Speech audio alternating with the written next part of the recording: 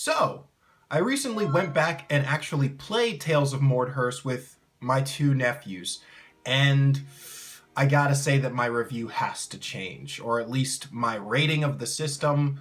I realize that I can make a review on my take on the system, but if I haven't played it, then what's the point? So from now on, I want to make a solemn vow that at the very least, I will make a caveat that I am reviewing my first impressions and then my after I've played with the system sort of review. So this is my after I've played with the system review. And I'm going to be honest, the score is going to go down by quite a bit.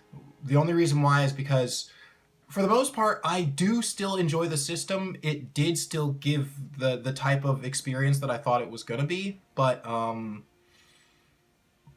wizards are useless.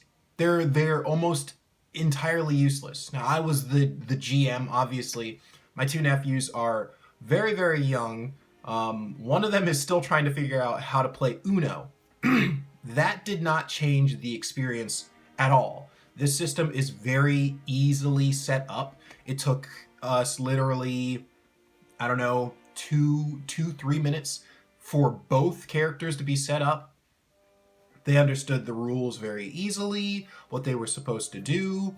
Explaining the rules took less time than it did setting up the characters, which is awesome. I really do like the fact that this system can just jump start you in a matter of less than 7 or 8 minutes. Really, really cool. The problem arises with the mechanics entirely. The idea that your HP is rolled as well as your class. Now, if they were separate, it wouldn't be so much of a problem if not for one specific mechanic for the wizards. That being, you have to roll below your health to accomplish amazing feats. Now, it specifies that general feats of adventuring, maybe I wouldn't know because it's not entirely specific. That might be another reason why my score is going down. But adventurous feats like leaping across ravines or pushing giant boulders or making a really quick dodge away from spears or something like that. Me personally, I would say that would probably be something that someone has to roll for. It's not something that's within the norm or of any regular human being. It's extra. It's adventurous. Those are the things that I would make people roll for. But the way that the system is built up, with 5 and 6 being your warriors, 4 and 3 being your burglars, and 1 and 2 being your wizards can't win. The only way that they'd be able to win is if they rolled a 1 and their health is a 2. But if their health is a 1, they're kind of just sitting in the back doing nothing, which is essentially what happened on our adventure. It's kind of sad seeing my little nephew, who is the younger one, just he wanted to do his own thing. So he went out and tried to go on a little tiny adventure, and he died. The first fight, the first attack, he died. Now, he's a good sport, and he really just wanted to hear a story, so it really didn't, detract from his excitement. But it's kind of disappointing when wizards are not only glass cannons, but the major problem arises from the fact that their spells are derived from their HP. Now, if it was their HP is their spell slots, like they have spell slots, so it's okay, if you have 2 HP, then you have 2 spell slots, which means you can use 2 spells and then they're done. I'd have no problem with that. I mean, I don't think anybody would. It's a small game that's supposed to be challenging every time that you go into a dangerous environment, and having a ton of spell slots would be ridiculous. Wizards would again become the thing that people would really want to be. But I feel like this system was made by someone who likes warriors and wants warriors to be focused on. The only problem is it's a random chance that you might get a warrior. So if you get a wizard, you're not a glass cannon. You're a glass cannon that explodes anytime you ignite your first shot. Why? Because your spell slots are your HP. So if you use a spell, you lose 1 HP. So if your HP is 1, you only get 1 attack, and then you die.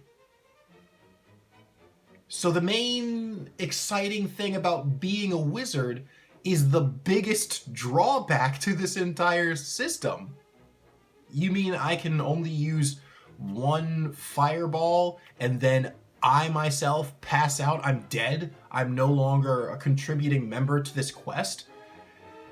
It's not just a disadvantage, it's ridiculous. The game seems extremely unbalanced towards, the unbalance is at the wizard's, side and at the warrior's behest. Like, warriors, ironically, my nephews got a warrior and a wizard, so I could see the difference between the two. Burglars, I'm sure it's somewhat difficult because rolling below a 3 or a 4 is kind of up in the air. But rolling below a 6 or a 5, that's relatively easy.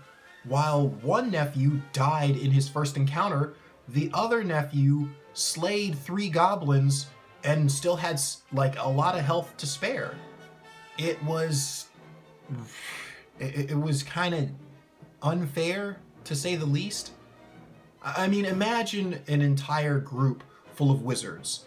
When you go to a bridge that's broken down and the only way to travel across is to swing across like these hanging vines, who do you want to do that? None of the group, because they're all wizards and they all have 1 or 2 health. When you're, facing some sort of major task with plenty of traps and you're all a group of wizards, who's going to try to start triggering the traps? It's just going to be a game of lemmings. Who wants to walk and activate these traps and die for the group? All that being said, I want to review these things without trying to edit the system. But if you want my personal take, there are 2 things that I would probably change about the system. And it might make it annoying for burglars, but let's be honest, there are advantages to being burglars. You have tools and equipment. What I would say is, if I was changing the system at all, I would switch 3 and 4 being burglars to wizards, and 1 and 2 to burglars. Really simple switch so that the wizards are able to survive a little bit longer with still having the risk of, do I want to spend HP for this spell or not? Or I would just say, make it spell slots. Wizards have spell slots, and their spell slots are equivalent to their HP. So if you've got 2 HP, then you've got 2 spell slots. If you've got 1 HP, then you got 1 spell slot. So my original score was pretty high because I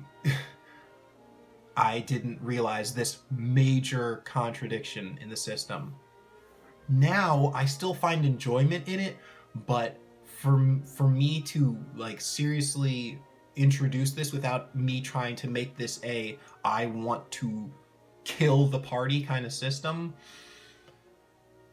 I'm probably gonna have to lower the grade to I don't know, maybe a 10 out of 20. Anyway, thanks so much for hearing me out, and I will see you guys in the next review. And trust me, it's a doozy. And if you can tell by my demeanor, it is not a very good system. So, this has been your Dice Meister, and I will see you guys next time.